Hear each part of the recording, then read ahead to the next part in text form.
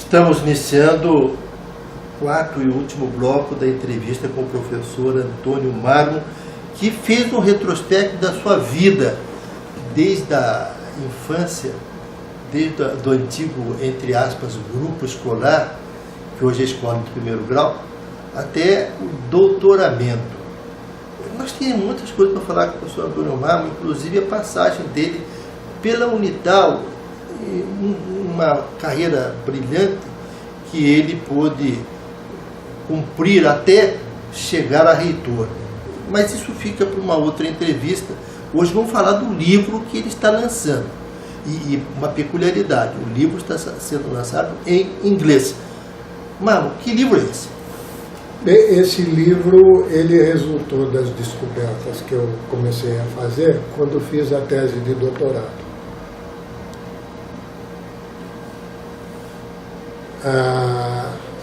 Em engenharia, a gente tem as fórmulas que fazem a previsão de como vai comportar uma estrutura e tem os resultados experimentais que mostram uma proximidade com essas equações, com essas fórmulas, de modo que você faz uma predição matemática e depois experimentalmente você vê se o material vai se comportar daquele jeito mesmo. E geralmente é um comportamento próximo do que dizem as equações. Então, mas na área de materiais, os materiais eles têm diversos tipos de propriedade. Existe aquele material em que as propriedades num ponto são iguais em qualquer ponto do material. Eles são chamados de isotrópicos. E existem materiais que, conforme o ponto que você considera do material, ele tem propriedades diferentes, ou as direções. Por exemplo, a madeira. Qualquer carpinteiro sabe que existem direções que é mais fácil serrar a madeira e direções que são mais difíceis para você serrar uma madeira. É verdade. Então, esse material assim, que numa direção tem uma propriedade e na outra tem outra, é chamado de anisotrópico. É um nome grego que significa propriedades diferentes. Então, isotrópicos e... Isotrópico é igual, tem né? Propriedades iguais. Sim. Em todos os pontos. E o outro? E a anisotrópica que tem propriedades diferentes. Você muda a direção, você vai serrar uma madeira, se você mudar a direção do serrote, ela tem mais rigidez. Então vai ser mais difícil para você serrar.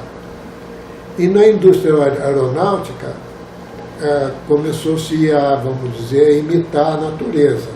Porque a madeira, ela consiste praticamente numa resina com fibras, numa determinada direção.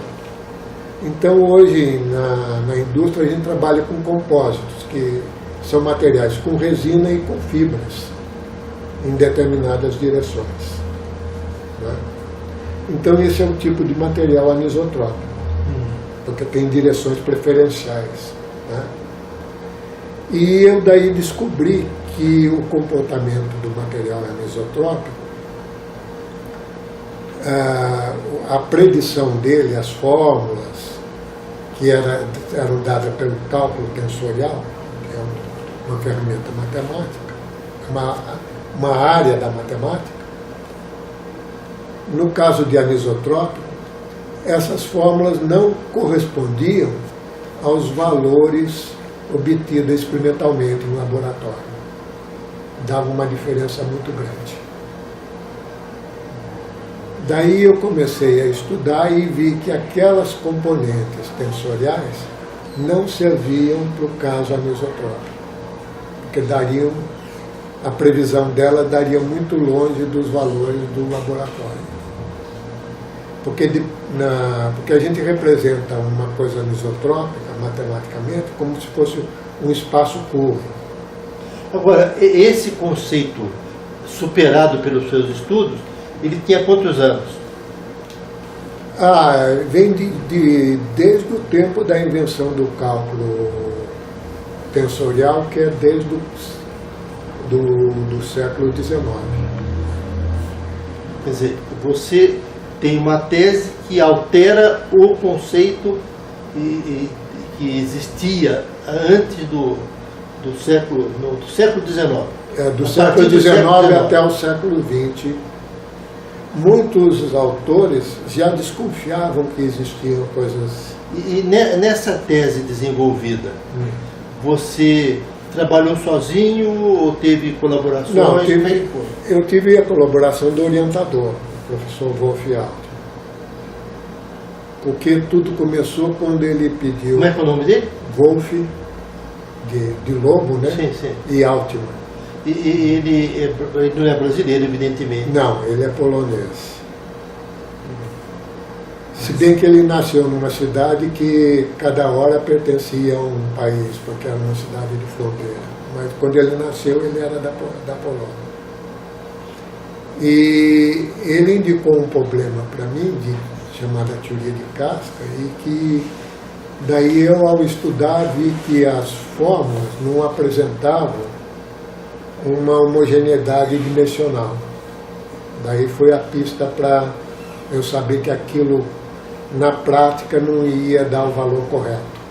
Essa tese, ela foi aceita. Isso. E foi premiada, inclusive. Foi. Onde e quando?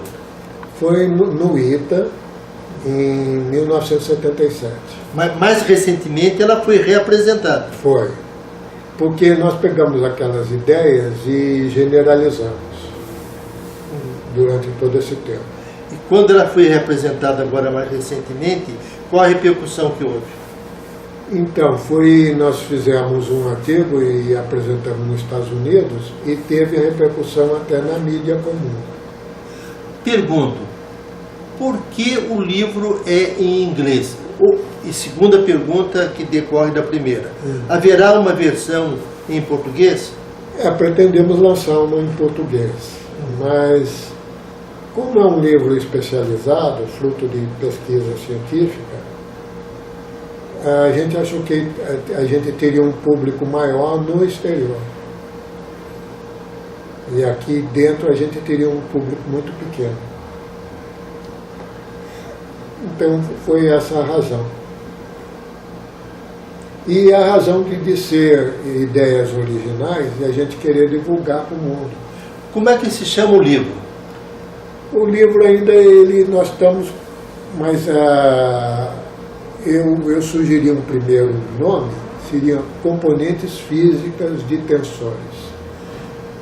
E qual é o nome da tese? Não, a tese como a se chama? tese também chamava assim, mas tinha mais nomes. E podia ter um outro nome, um outro apelido, que seria tensores não holonômicos, mas isso seria um nome mais técnico. O livro será lançado quando? E aonde será lançado? A gente está pensando em pegar uma editora nos Estados Unidos. Não é? O livro já está praticamente pronto.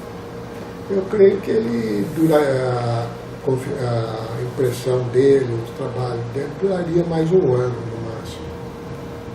Não é? Então, nós estamos prevendo ele para 2014, por aí, 2015.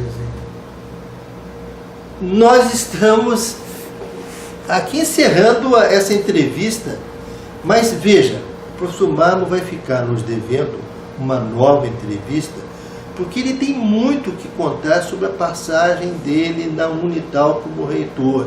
Ele foi pró-reitor e depois foi reitor. Essa é uma fase rica da história do professor Marmo e até da história da Universidade de Taubaté. Mas isso, numa próxima entrevista. Agradecemos imensamente a presença do professor Antônio Marmo na redação do Diário de Taubaté. Muito obrigado, professor. já está convocado para uma próxima entrevista, quando nós falaremos mais precisamente da sua passagem pela Unital, que é muito rica e nós precisamos conversar sobre isso. Muito obrigado. Para as suas últimas palavras. Quero agradecer ao Diário de Taubaté essa oportunidade, né, para conversar essas coisas que não são muito assim populares, né? Quem faz ciência, a ciência em si não é muito popular, né? E falar de assuntos que para as pessoas comuns são até meio esotéricas, né? Mas é assim que começa. A gente aprende devagarinho. Eu também tenho dificuldade de acompanhar esse raciocínio, que, como eu disse no começo da entrevista, é coisa para a gente. Obrigado pela atenção dos internautas, um grande abraço e até uma próxima oportunidade, se Deus quiser.